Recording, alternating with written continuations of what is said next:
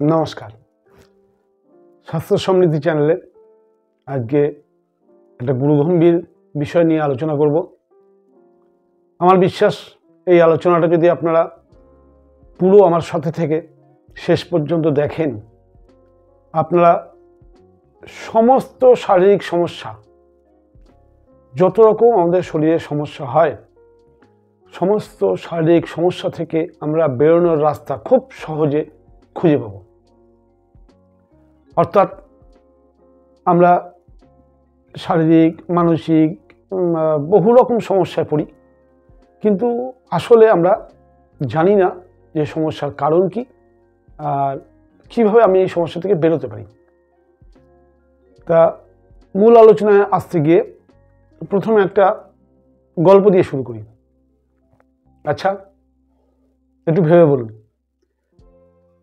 বাড়িতে একটা খুব ভালো ব্যঞ্জন অর্থাৎ তরকারি রান্না করবেন, তাতে কত রকম জিনিস লাগে, বহু জিনিস লাগে। যে রান্না করে সে জানে মশলাপাতি, তেল, জল, যে বিষয়ের উপর ব্যঞ্জনটা হচ্ছে সেই বিষয়টি, বস্তুটি, কড়াই, খুন্তি, গ্যাস, এছাড়াও ঘরে একটা আলোও লাগে, অন্ধকারে তো রান্না করা যায় না।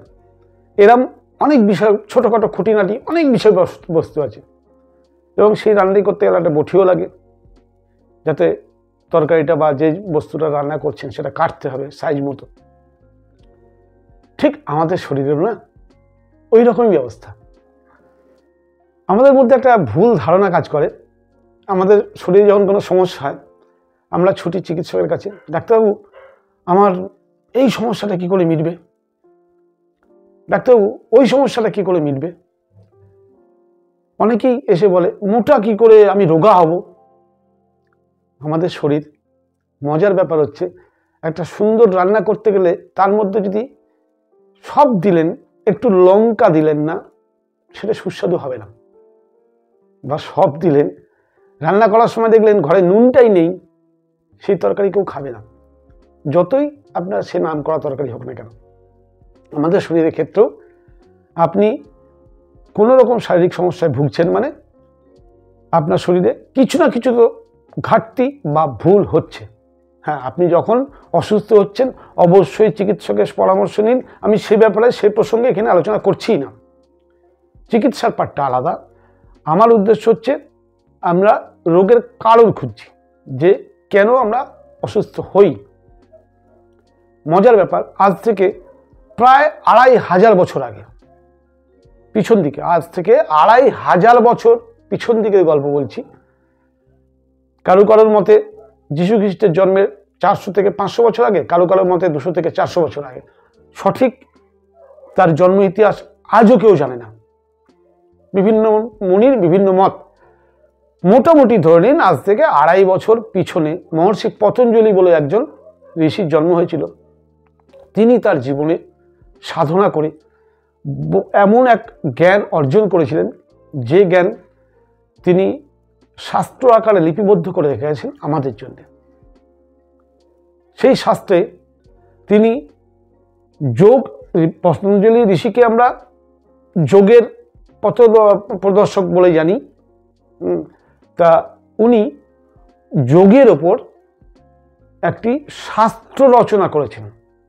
আমরা যত সহজে বলি না যোগ, আজকাল তো আবার বিদেশ থেকে ঘুরে এসে যোগটা যোগা হয়ে গেছে। যেমন বাবাটা ড্যাডি হয়ে গেছে, মাতা থেকে মা হয়েছিল, এখন আমরা মাতা থেকে মা বলি, একসময় মাতা বলা হতো, এখন মাম্মি হয়ে গেছে। ঠিক সেরকম যোগটাও যোগা হয়ে গেছে। কিন্তু সেই মহর্ষি পতঞ্জলি যোগ আবিষ্কার করেছিলেন, ঠিক কথা, কিন্তু উনি কিন্তু আজকে বাজারে যে যোগ চলছে উনি এই যোগের কথা বলেননি। উনি বলেছিলেন সুস্থ থাকতে গেলে অষ্টাঙ্গ যোগ, অষ্টাঙ্গ যোগের কথা বলেছিলেন। এই যে অষ্টাঙ্গ যোগ, এটা একটা বিরাট মোটা শাস্ত্র। পুরো শাস্ত্র তো আমিও পুরোপুরি পড়তে পারিনি, কিছুটা পড়েছি, জিস্ট বলতে পারেন। আর অষ্টাঙ্গ যোগ পুরো বর্ণনা করা এই অন্তত 6 মাস ধরে বললেও শেষ হবে না। আমি অত বিশ্লেষণে যাব না। আমি একদম, আমরা সংসারী মানুষ, আমরা ঋষি নই, মুনি ঋষি নই, সন্ন্যাসী নই, আমরা সংসারী মানুষ। সংসারী মানুষদের অষ্টাঙ্গ যোগের যে মূল নির্যাস, সেই নির্যাসটা বের করে এনে আমি আমার মতো করে, কারণ আমি যেটা পড়ে আমি যেটা বুঝেছি আমি সেটাই বলবো এখানে। আমি কারোর মত প্রকাশ করছি না, শুধু আমি আমার মতটাই এখানে জানাবো। তা অষ্টাঙ্গ যোগ যদি আমরা পুরোটা একটু বুঝে নিই, তাহলেই বুঝতে পারবো যে রান্না করতে গেলে যেমন বহু কিছু দরকার, ঠিক সুস্থ থাকতে গেলে বহু কিছু দরকার, এবং যখন সব কিছু ঠিকঠাক পরিমাণ যদি হয় তবেই যেমন একটা সুস্বাদু রান্না তৈরি হয়, ঠিক তেমনি শরীর চলতে বা শরীরকে সুস্থ রাখতে সব কিছু একটা ব্যালেন্স ফর্মুলায় আমাদের দরকার দিতেই হবে। তা না হলে শরীর সুস্থভাবে চলবে না। আমরা কোনোদিনই চিকিৎসা বা ওষুধের পিছন ছাড়তে পারবো না। যত দিন যাবে তত আমরা চক্রব্যূহের মতো ফাঁসতেই থাকবো, ফাঁসতেই থাকবো, ফাঁসতেই থাকবো। অতএব সেই জন্যে আমি চাইছি যে আপনারা আমি যেটা শিখেছি আমি সেটা আপনাদের সঙ্গে শেয়ার করছি। আপনারা বোঝার চেষ্টা করুন যে মহর্ষি পতঞ্জলি সেই সময়, আজ থেকে 2500 বছর আগে, মানে 2500 বছর আগে উনি যা বলে গেছেন আজও তা কতটা সত্যি একটু আলোচনা করছি, ধৈর্য ধরে শুনুন। মহর্ষি পতঞ্জলি যে অষ্টাঙ্গ যোগের কথা বলেছিলেন, অষ্টাঙ্গ যোগ অর্থাৎ অষ্ট অঙ্গ, যোগের অষ্ট অঙ্গ অর্থাৎ 8টা অঙ্গ, 8টা অঙ্গ বা 8টা ভাগ বলতে পারেন। যোগের 8 অঙ্গ বা 8 ভাগ। তা এই যে 8টা ভাগ, আমি বোঝানোর জন্য বলি ভাগ, তাহলে 8টা ভাগ উনি কিভাবে ভাগ করেছিলেন আমি প্রথমে সিরিয়ালি বলে নিচ্ছি, তারপরে অবশ্যই আমি কিছুটা বিস্তারিত আলোচনা করবো এই ব্যাপারে। উনি 8টা ভাগের প্রথম ভাগের নাম দিয়েছিলেন ইয়ম। ইয়ম, তাতে উনি শুধু নৈতিক আচরণের কথা লিখে রেখে গেছেন। সুস্থ থাকতে গেলে সবার প্রথমে আসছে কিন্তু একজন, মানে মুনি ঋষির মতে সবার প্রথম আসছে নৈতিক আচরণ। আমরা মনে করি সুস্থ হব কি করে, সুস্থ হওয়া পিছনে কিন্তু নৈতিক আচরণটা শেখা খুব জরুরি, যেটা আজকে আমরা সমাজে হারিয়ে ফেলেছি। আজকালকার শিক্ষা ব্যবস্থা এটা নেই, যেটা গুরুকুলীয় শিক্ষা ব্যবস্থায় ছিল। ঠিক আছে। 2 নম্বরে উনি বলেছেন নিয়ম। নিয়ম হচ্ছে ব্যক্তিগত অনুশাসন। ভালো করে বোঝার চেষ্টা করুন, ব্যক্তিগত অনুশাসন। আমাদের প্রত্যেকের নিজস্ব একটা নির্দিষ্ট অনুশাসন, অর্থাৎ সার্কেল, একটা সার্কেলের ভেতরে থেকেই জীবন অতিবাহিত করা উচিত। কখনোই সেই অনুশাসনের যে সার্কেল টপকে যাওয়ার চেষ্টা করা মূর্খামি এবং ব্যর্থতা। সেই অনুশাসন যখনই টপকাবো অবশ্যই আমি অসুস্থ হব। ওনার 3 নম্বরে, মানে নিয়ম আর ইয়ম আর নিয়ম এই দুটো মানার পর তারপরে উনি আসছেন আসন। আসনে হচ্ছে বিভিন্ন শারীরিক মুদ্রা, এই যে আমরা যাতে যোগাসন যেটা বলছি, এবার উনি আসছেন শরীর সুস্থ রাখতে গেলে শারীরিক মুদ্রার কথা। 4 নম্বরে উনি বলেছেন প্রাণায়াম। প্রাণায়াম হচ্ছে শ্বাসের নিয়ন্ত্রণ বা প্রাণের আয়াম বা শ্বাসের ব্যায়াম, আপনি যেভাবে নেবেন। প্রাণায়াম হচ্ছে শ্বাসের নিয়ন্ত্রণ। শ্বাস তো আমরা সবাই নিই, কিন্তু নিয়ন্ত্রিতভাবে শ্বাস নিলে সেটা সুস্থ থাকতে সাহায্য করে।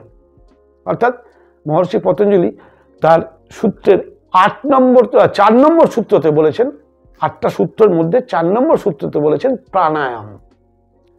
5 নম্বর সূত্রে বলেছেন প্রত্যাহার। আমরা মনে করি প্রত্যাহার কি হবে আমার, কিন্তু আজকে সমাজে এই প্রত্যাহার নেই বলে সমাজের কি অবস্থা। প্রত্যাহার উনি বোঝাতে চেয়েছেন এখানে ইন্দ্রিয়কে নিয়ন্ত্রণ করা। আমার যে 10টা ইন্দ্রিয়, সেই ইন্দ্রিয়কে নিয়ন্ত্রণ করা। আসবো বিস্তারিতভাবে বলার জন্য আসছি। ওনার 6 নম্বরে আছে ধারণা। ধারণা অর্থাৎ উনি ধারণা ইয়েতে বোঝাতে এসেছেন একাগ্রতা।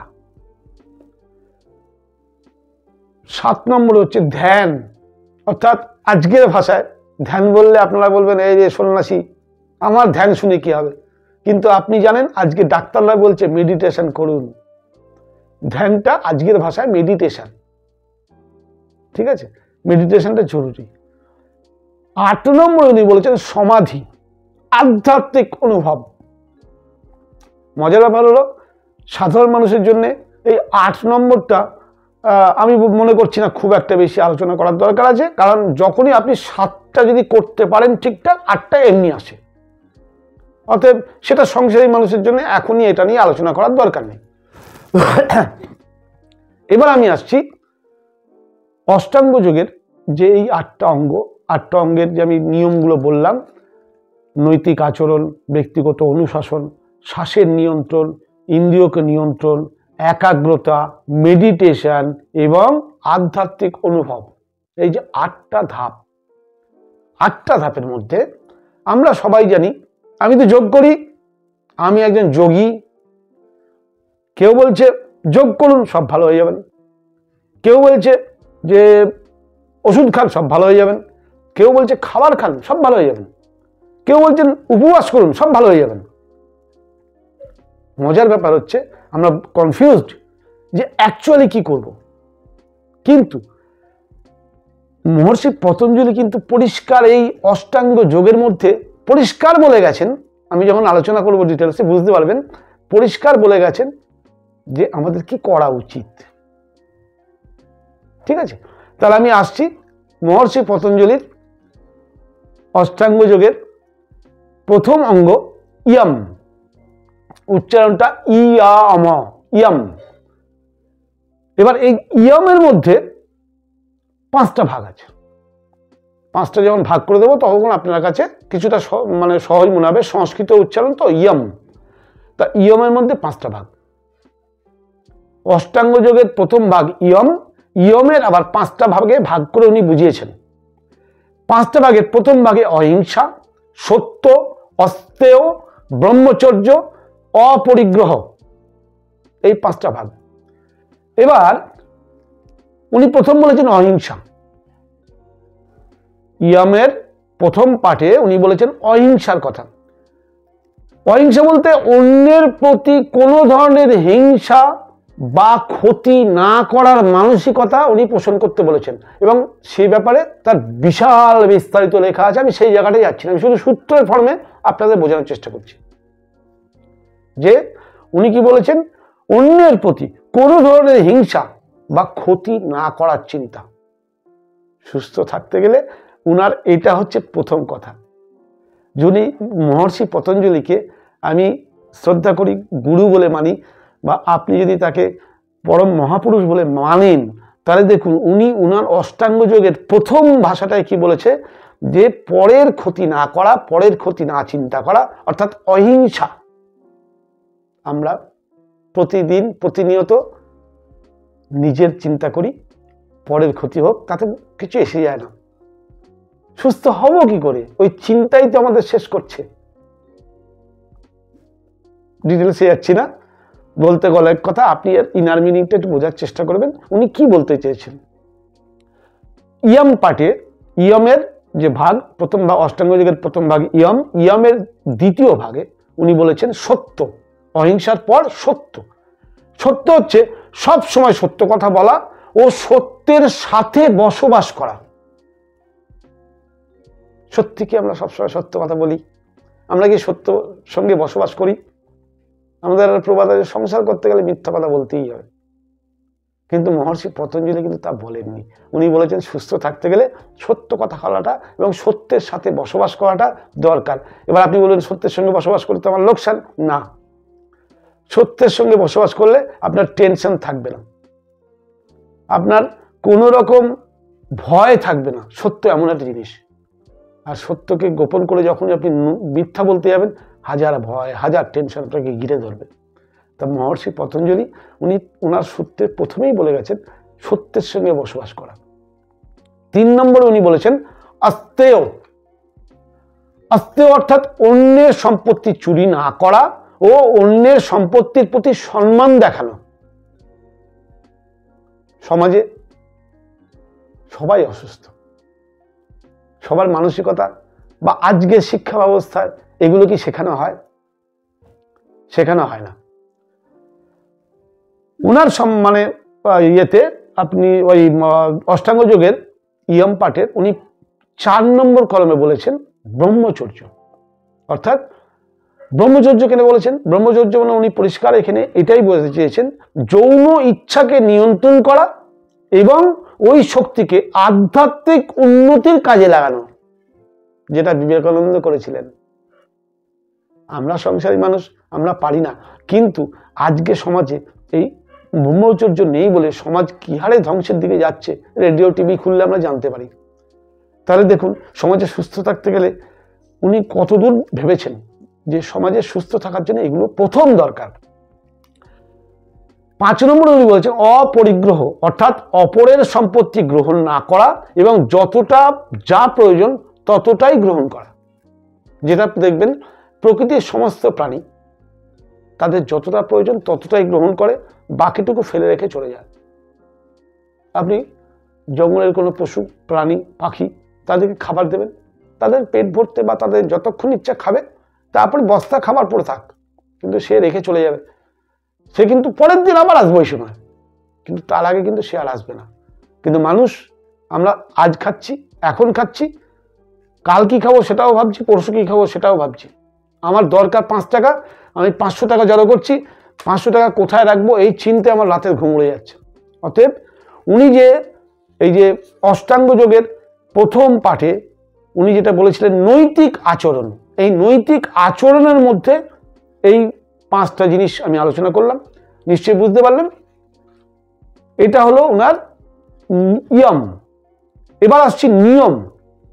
নিয়মের মধ্যে আবার 5টা ভাগ। নিয়ম মানে ব্যক্তিগত অনুশাসন। অষ্টাঙ্গ যোগের দ্বিতীয় পাঠে উনি ব্যক্তিগত অনুশাসন বলতে সম্বন্ধে বলেছেন। এই ব্যক্তিগত অনুশাসনের আবার 5 রকম নিয়ম আছে। ব্যক্তিগত অনুশাসনের 5 নম্বর নিয়মের 5 রকম নিয়মের মধ্যে প্রথম নিয়মটা হচ্ছে শৌচ।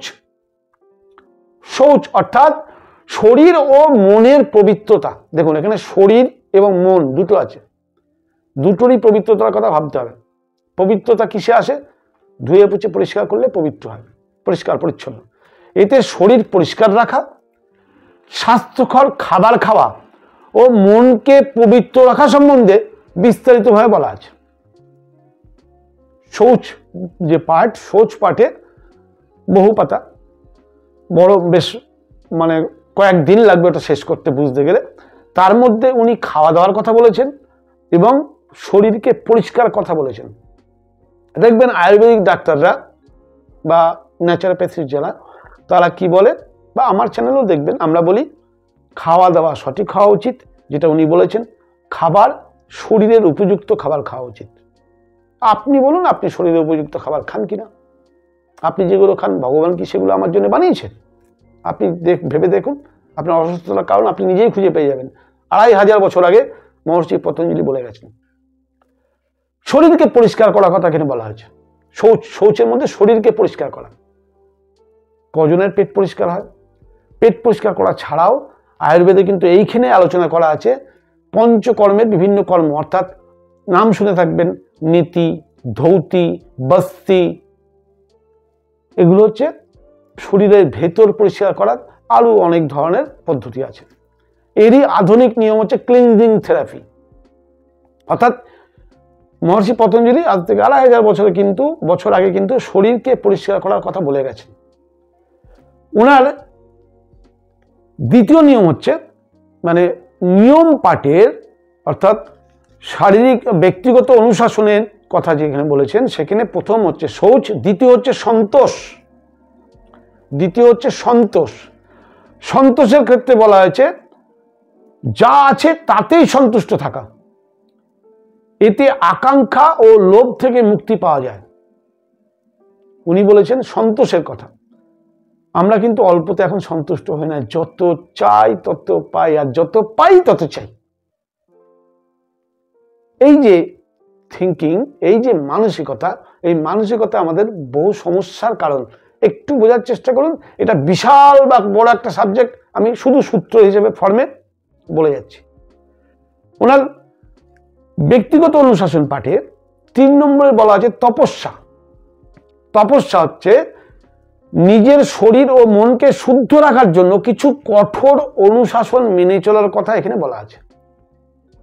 তপস্যা মানে ওই জঙ্গলে বসে ধ্যান আপনি যেটা বলছেন সেটা নয়, নিজের শরীর ও মনকে শুদ্ধ রাখার জন্য। শুদ্ধ মানে এখানে জল দিয়ে ধোয়ার কথা বলা হয়নি, ঠিক আছে, শুদ্ধ রাখার জন্য কিছু কঠোর অনুশাসন। এই পাঠে ওনার আলোচনা করা আছে উপবাস সম্বন্ধে, কারণ উপবাস আমাদের শরীর এবং মনে শুদ্ধি করতে সাহায্য করে। ন্যাচারালি দেখবেন ফাস্টিং থেরাপি যেটাকে বলা হয়, আপনি শুনেছেন বোধহয় যে এই উপবাস সাবজেক্টের উপরে নোবেল পুরস্কারও পেয়েছে 2016 সালে জাপানের এক বিজ্ঞানী ওসিনোরি ওসুমি। আর 2500 বছর আগে মহর্ষি পতঞ্জলি বলে গেছেন। তখন তো নোবেল পুরস্কার ছিল না, যার ফলে পাননি উনি, থাকলে হয়তো পেতেন। যাই হোক, ওনার ব্যক্তিগত অনুশাসন পাঠে 4 নম্বরে উনি বলেছেন স্বাধ্যায়। স্বাধ্যায় মানে নিজের আত্মা ও মনকে জানার জন্য অধ্যয়ন করা। আজকাল আমরা একদম করি না, বই পড়ার সময় নেই, দিন রাত মোবাইল নিয়ে পড়ে আছি, মোবাইলে গেম খেলছি, টিকটক করছি, রিল দেখছি, কিন্তু এই ধরনের ভিডিও দেখার সময় না, বোরিং। এর মধ্যে কি শেখার আছে? উনি কিন্তু 2500 বছর আগে বলে গেছেন শরীর, মন ও আত্মাকে জানার জন্যে আপনার শরীরের সিস্টেম কি জানতে হবে, আত্মা বলে কিছু আদৌ আছে কিনা জানতে হবে, মন বলে কিছু হয় কিনা জানতে হবে। জানতে কিভাবে পাবেন? তাদের যে পরীক্ষিত জ্ঞান তারা লিপিবদ্ধ করে রেখে গেছেন। আজ আমি 60 বছর বয়সে এসে 60 বছর ধরে কিছু জ্ঞান সঞ্চয় করেছি, কিন্তু আজকে 20 বছরের একটা সে বাচ্চার তার কিন্তু সেই জ্ঞানটা নেই, তারা কিচ্ছু জানে না। তারা কি করে জানবে? যদি আমার এই ভিডিও দেখে বা কোনো দর্শন শাস্ত্র বা কোনো বিজ্ঞান বা কোনো কিছু পুরনো বহু ঋষিদের শাস্ত্র আছে, তারা যদি আধ্যাত্মিক হিসেবে আলোচনা তারা যদি পড়ে তবেই জানতে পারবে। আমরা তো এটা এখন করি না, সময় নেই। আমাদের প্রথাগত ওই পাস করে 100 পেতে হবে, আধুনিক শিক্ষা ব্যবস্থা আমাদের বিদ্যান করছে, রোবট তৈরি করছে, কিন্তু আমরা সুস্থতা কেউ পাচ্ছি না, কারণ সেই জ্ঞানটাই দেওয়া হয়নি। মহর্ষি পতঞ্জলি স্বাধ্যায়ে বলে গেছেন যে যদি আমরা অধ্যয়ন করি, এতে ধর্মগ্রন্থ, দর্শন ও আধ্যাত্মিকতার ব্যাপারে অধ্যয়ন করা দরকার, এবং সেই ব্যাপারেই ওই পাঠে বলা আছে।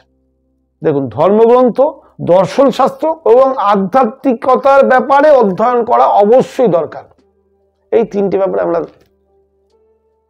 ভাবি না, কিন্তু বড় বড় শাস্ত্র আছে, বড় বড় বই আছে এর উপরে, কিন্তু আমরা পড়ি না, পড়ার সময় নেই, পড়বো কখন? ওনার ব্যক্তিগত অনুশাসন পাঠে 5 নম্বর উনি বলেছেন ঈশ্বর প্রণিধান, অর্থাৎ ঈশ্বরের প্রতি সমর্পণ করা। এতে ঈশ্বরের প্রতি ভক্তি ও শ্রদ্ধা প্রকাশ পায়। ঈশ্বরের প্রতি সমর্পণ মানে, আমি আমার মত বোঝানোর চেষ্টা করছি যে যা হচ্ছে তাও তার ইচ্ছায় হচ্ছে, যা হয়েছে সেটাও তার ইচ্ছা হচ্ছে, যা হবে সেটাও তার ইচ্ছাতেই হবে। আমাকে শুধু কর্তব্য আর কর্ম করে যেতে হবে।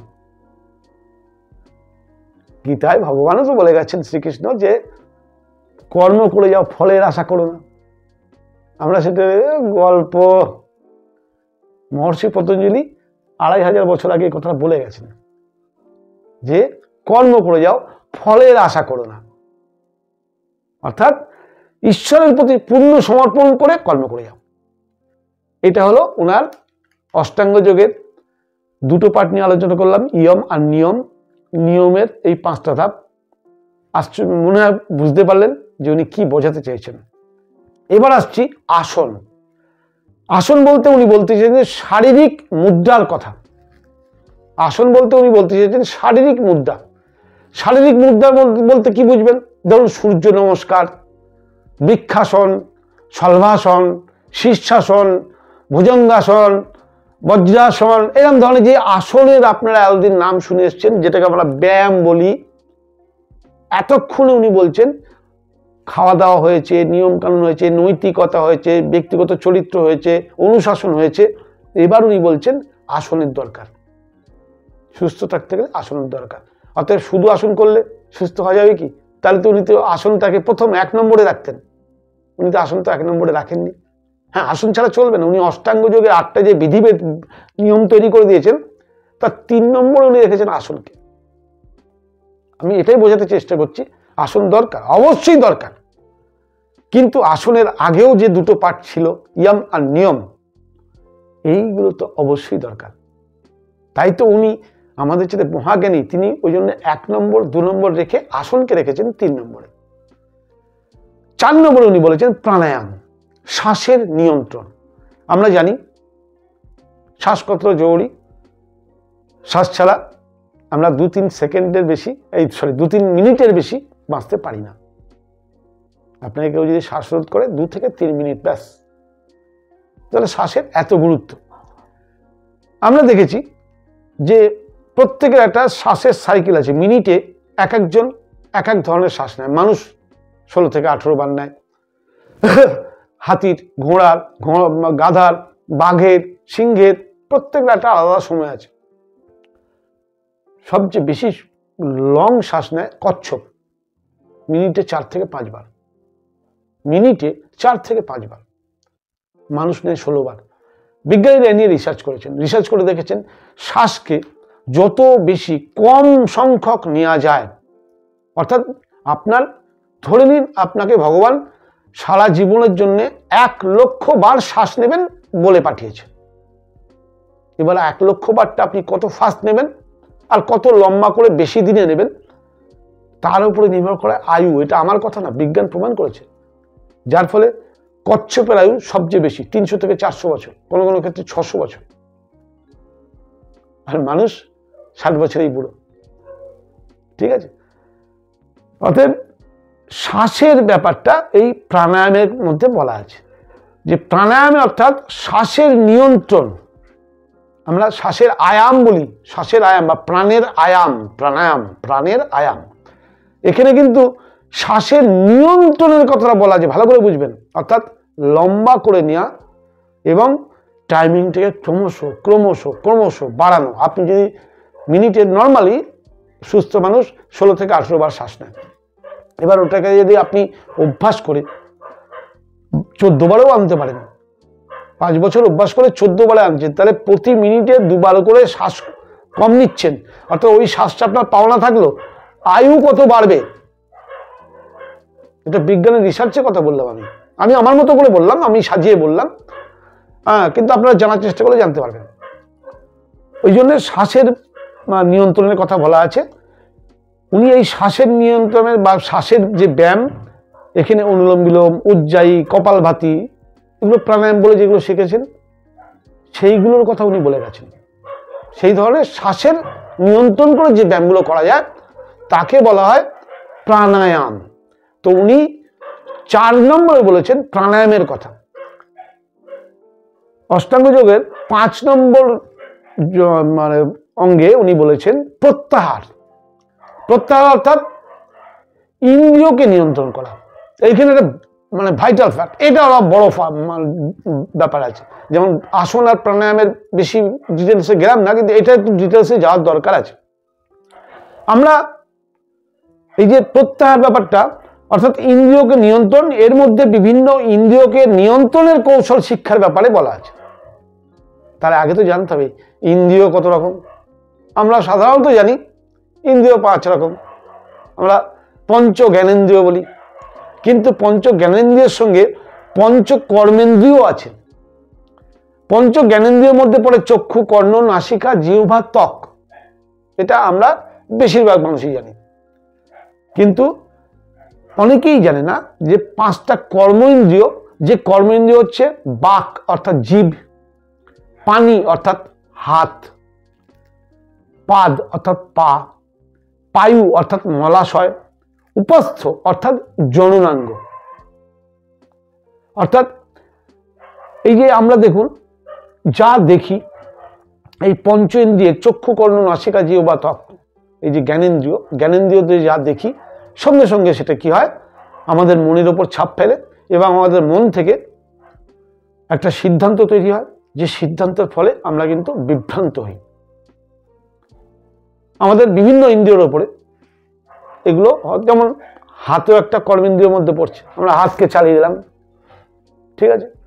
মুখ একটা কর্মেন্দ্রিয়ের মধ্যে পড়ছে।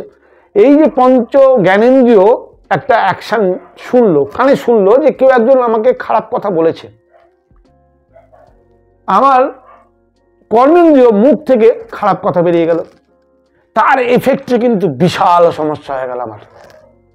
অর্থাৎ জিভকে কন্ট্রোল করা, এগুলো ইন্দ্রিয়ের মধ্যে, হাতকে কন্ট্রোল করা, পাকে কন্ট্রোল করা, মলাশয়, আমাদের ধরুন পটি পেয়েছে আপনার, আপনি ইগনোর করে কাজে চলে গেলেন, কাজ আগে, ফলে কনস্টিপেশন হবে, ফলে বহু সমস্যা হবে। অতএব এই যে কর্মেন্দ্রিয়, সেই মুহূর্তে আপনাকে মলাশয় বলছে যে আপনি পটি করুন, রিলিজ করুন, আপনি করছেন না। অতএব এই যে ব্যাপারগুলো, এবার আসছে উপস্থ, অর্থাৎ জননাঙ্গ, জননাঙ্গকে কন্ট্রোল করা। অর্থাৎ আমরা যে ইন্দ্রিয়ের কথা সবচেয়ে আজকে সমাজে বেশি ভুগি সেটা হচ্ছে আমাদের জননাঙ্গ। তো জননাঙ্গকে কিভাবে কন্ট্রোল করতে হয়, কত রকম কাজ হয়, এই এক বিশাল শাস্ত্র। আমি এ ব্যাপারেও ডিটেলসে যাচ্ছি না। তাহলে প্রত্যাহারে নিশ্চয়ই বুঝতে পারলেন। এবার ওনার কথা অনুযায়ী অষ্টাঙ্গ যোগের 6 নম্বরে উনি বলেছেন ধারণা। ধারণা অর্থ একাগ্রতা। সুস্থ বাঁচতে গেলে একাগ্রতাও খুব দরকার আছে। এখানে একাগ্রতা বাড়ানোর বিভিন্ন কৌশল সম্বন্ধে বলা আছে, মনের শান্তি কি করে বাড়বে সেটা বলা আছে, আধ্যাত্মিক বিকাশ কিভাবে হবে সেটাও বলা আছে। অর্থাৎ ধারণা সম্বন্ধে আমার তো কোনো জ্ঞান নেই। কে বলেছে? আমরা ধারণা মানে জানি আমার ধারণা, না না না, ধারণা মানে অ্যাকচুয়ালি উনি বুঝতে চেয়ে বোঝাতে চেয়েছেন একাগ্রতা, যেটা ছাড়া আপনি জীবনে সফলতা পাবেনই না। সে স্বাস্থ্যের সফলতা বলুন, আর কর্মের সফলতা বলুন, বা জীবনের সফলতা বলুন, একাগ্রতা না থাকলে কখনই সম্ভব না। আপনি একাগ্র যদি না হন, একাগ্র মানে একটা পয়েন্টে মনকে কেন্দ্রীভূত করা। যেমন আমি স্বাস্থ্যের জন্য আমি নিজেকে ভাবি আমি লোভ হলেও খাবো না, সময় হলে শরীরচর্চা করব, যে সময় মানুষকে বলার দরকার বলবো। এই যে একাগ্রতা, আমার এই স্বাস্থ্য নিয়ে ধ্যান জ্ঞান, এটা আমার একাগ্রতা। তাই যে কোনো ব্যাপারে একাগ্রতাটা খুব জরুরি। এটা উনি অষ্টাঙ্গ যোগের 6 নম্বর কলমে বলে গেছেন। অষ্টাঙ্গ যোগের 7 নম্বর কলমে আছে ধ্যান। ধ্যান ধ্যান বললে আমাদের মাথায় আসে ওই ঋষি মুনিদের মতো চোখ বুঝে বসে থাকা। না না না না, ধ্যান অর্থাৎ মেডিটেশন। এর মাধ্যমে মনকে সংযত, শান্ত ও একাগ্র করার কৌশল সম্বন্ধে বলা আছে ধ্যানের পাঠে। আর আপনি দেখুন তো, মেডিটেশন ডাক্তাররা যখন আজকাল বলছে যে আপনি মেডিটেশন করুন, মেডিটেশন করলে এগুলোই তো হয় যেটা আপনি শাস্ত্রে লিখে গেছেন। মনকে সংযত করে মেডিটেশন, মনকে শান্ত করে মেডিটেশন, মনকে একাগ্র করে মেডিটেশন। উনি আজ থেকে 2500 বছর আগে লিখে গেছেন অষ্টাঙ্গ যোগে 7 নম্বর পাঠে উনি বলেছেন ধ্যানের কথা। অষ্টাঙ্গ যোগের 8 নম্বর পাঠ, এটা আজকের যুগে হাস্যাস্পদ হয়ে দাঁড়িয়েছে, এটা নেই, পাওয়া যায় না। আমিও এর পিছনে দৌড়াই না, তবুও জ্ঞান তো রাখা দরকার অবশ্যই। অষ্টাঙ্গ যোগে উনি বলেছেন সমাধি। আগেকার দিনে শুনবেন বহু মানুষ সমাধিতে চলে গেছে। আমরা লাস্ট শুনেছি রামকৃষ্ণদেব, উনি সমাধিতে যেতেন, তারপরে আর আমরা কাউকে সমাধি যেতে দেখিনি। তা সমাধিতে কি হয়? আধ্যাত্মিক অনুভব প্রাপ্ত করার কৌশল বলা আছে। আর আমরা আধ্যাত্মিকতায় যাচ্ছি না, আমরা যাচ্ছি আমাদের শুধু শরীর নিয়ে। অতএব আজকের এই আলোচনাটা আমি বলতে যাচ্ছি যে আমরা যোগ যোগ যোগ করে দৌড়াই, যোগের চাইতেও সবচেয়ে যেটা জরুরি জিনিস, সেটা আমি আমার চ্যানেলে অনেকবার বলেছি, কিন্তু জানি না কে কিভাবে নিয়েছেন, বা আজকের ভিডিওটাও কে কিভাবে নেবেন। আজকে হয়তো বলবেন যে বড় ভিডিও, অনেক বড় লং, দেখার সময় নেই। কিন্তু উনি কিন্তু সুস্থ থাকতে গেলে সবার প্রথম বলেছেন ইয়ম আর নিয়ম। এই ইয়ম আর নিয়ম, নৈতিক আচরণ আর ব্যক্তিগত অনুশাসন। ব্যক্তিগত অনুশাসনের মধ্যে খাওয়া দাওয়া, লাইফস্টাইল, ক্লিনজিং থেরাপি, আপনার সব কিছু এসে যাবে এর মধ্যে। তারপরে আসছে আসন প্রাণায়াম। অর্থাৎ সুস্থ থাকতে গেলে অষ্টাঙ্গ যোগ। আমি সবাইকে হাত জোর করে অনুরোধ করব, একবার শাস্ত্র পড়ুন, অষ্টাঙ্গ যোগ, মহর্ষি পতঞ্জলির অষ্টাঙ্গ যোগ সম্বন্ধে ধারণা অর্জন করুন। আমি জানি আজকের দিনে ওনার যে ধারণা, সেই ধারণা পুরো পড়ার মানসিকতা 99.99% নেই। কারণ সে বললেই বলবে সময় নেই। কারণ নিজের শরীর চর্চা করার যার সময় নেই, নিজের খাওয়া টাইমে যার সময় নেই, যার নিজের রাতে ঠিকমতো ঘুমানোর সময় নেই, তাহলে সে কি করে সুস্থ থাকবে? সুস্থ থাকতে গেলে তো আপনাকে কতগুলো জিনিস মাথায় রাখতেই হবে, অবশ্যই করতে হবে।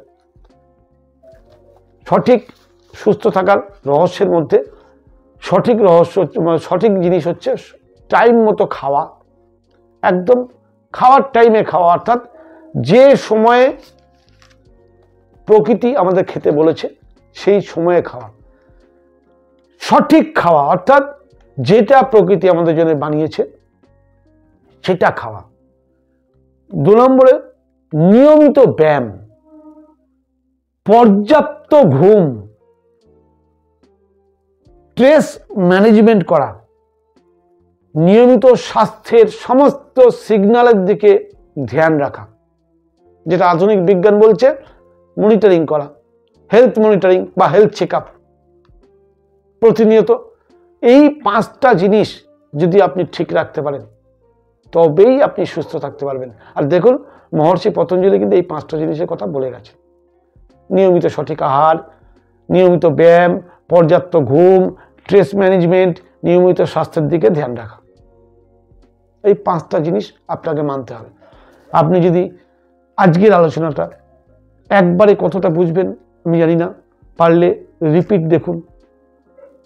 মহর্ষি পতঞ্জলি কি বলেছেন আমাদের জন্য, তার বহু কষ্টার্জিত ধন আমাদের জন্য দিয়ে গেছেন। আমরা মাঝখান থেকে ধ্যান আর প্রাণায়ামটাকে ধরে নিয়েছি, কেন ওই দুটো বোঝা আর বোঝানো খুব সহজ, অত ক্রিটিক্যাল না। কিন্তু ইয়ম, নিয়ম, প্রত্যাহার এগুলো খুব বড় বড় ভাগ এবং ক্রিটিক্যাল খুব। ওই জায়গাগুলো আরেকবার দেখে নেবেন আর চেষ্টা করুন না ওই জায়গাগুলো কারেকশন করার। দেখুন না সম্পূর্ণ সুস্থ আজকের দিনেও থাকা যায়। মহর্ষি পতঞ্জলি বাবার বাবা, অর্থাৎ আমাদের মহাপুরুষ, আমাদের পূর্বপুরুষ। তাহলে তিনি যা বলেছেন, যা আজও সত্যি, আমরা তা না মেনে আজকের আধুনিক বিজ্ঞান বলছে কিছু করতে হবে না, ওষুধ খাও। সত্যি কি তাই হচ্ছে? ব্যবসা হচ্ছে। আপনি ওষুধ খান, কে বারণ করেছে ওষুধ খেতে? সমস্যায় পড়েছেন, ওষুধ তো খাবেনি, আরাম তো দরকার, রিস্ক কেন নেবেন? কিন্তু আপনি অষ্টাঙ্গ যোগটা বুঝুন যে আপনার রোগের কারণটা কি।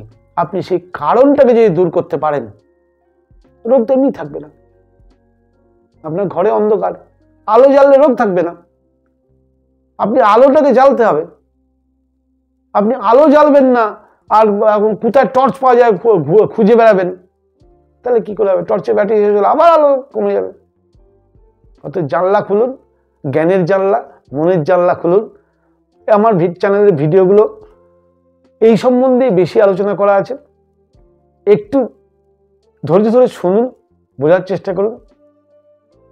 কেমন লাগলো আজকের ভিডিওটা অবশ্যই জানাতে ভুলবেন না। যদি বোরিং লাগে সেটাও কমেন্ট বক্সে লিখবেন, আর যদি ভালো লাগে আমাকে উৎসাহ দেওয়ার জন্য সেটাও লিখবেন। যদি এরকম ভিডিও আরও চান, চ্যানেলটিকে যারা নতুন দেখছেন অবশ্যই সাবস্ক্রাইব করবেন, বেশি বেশি করে শেয়ার করবেন। আজকে সবার সুস্থতা কামনা করে আজকে এখানেই বন্ধ করলাম। আগামীকাল আবার একটা নতুন কোনো বিষয় নিয়ে আসবো।